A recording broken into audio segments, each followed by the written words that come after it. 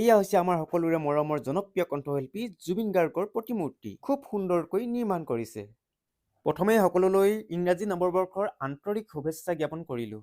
আজি মানে 1 জানুৱাৰী, গতিকে আজি আমি ওলাই আহিলোঁ নাজিৰাটিং তামুলী পৰ্যটন উৎসৱস্থলীলৈ।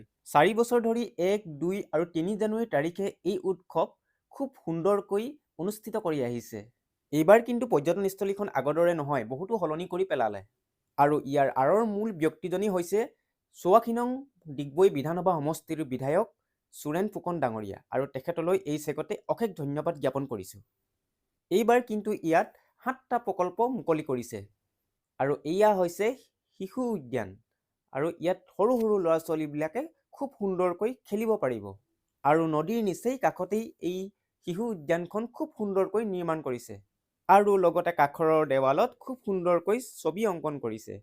সঁচাকৈ দেখিবলৈও খুব সুন্দৰ, এটা মানে খুব সুন্দৰ পৰিৱেশ। আৰু এইফালে সৰু ল'ৰা ছোৱালীবিলাকে জোলনা খেলিছে, পিছে ডাঙৰসকলে কিন্তু উঠিব নোৱাৰিব। আৰু এইটো খেলি কিন্তু খুব মজা লাগে, সৰুতে আমি বহুত খেলিছিলোঁ, কিন্তু এতিয়া উপায় নাই, ইয়াত মানে ডাঙৰক খেলিবলৈ দিয়া নহয়।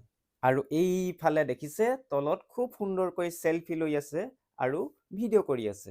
এইখন দলং, আৰু এইখন দলঙৰ তলতেই হাজাৰ হাজাৰ লোকে চেলফি লৈ আছে, আৰু সঁচাকৈ দেখিবলৈ পৰিৱেশটো খুব সুন্দৰ।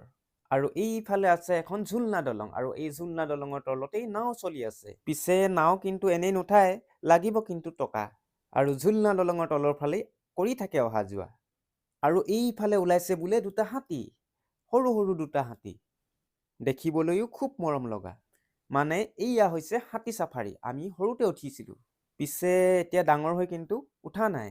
ইয়াতো কিন্তু উঠিবলৈ লাগিব টকা। অকণমান আপোনালোকেও চাই লওক এই চাফাৰী।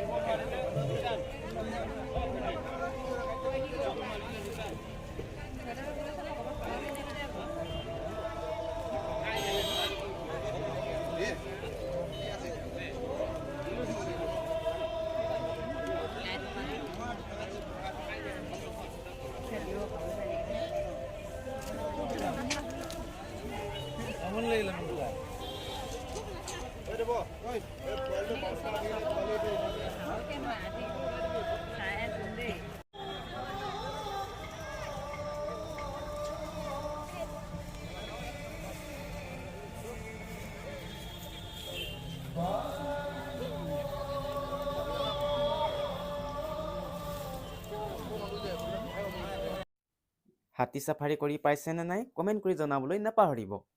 আৰু যদি আমাৰ এই চেনেলটোলৈ নতুনকৈ আহিছে তেন্তে চেনেলটো ছাবস্ক্ৰাইব কৰিবলৈ নাপাহৰিব। অন্য এটা ভিডিঅ'ত লগ পোৱাৰ আশাৰে আজিলৈ ভিডিঅ'টো ইমানতে সামৰণি মাৰিছোঁ। বাই।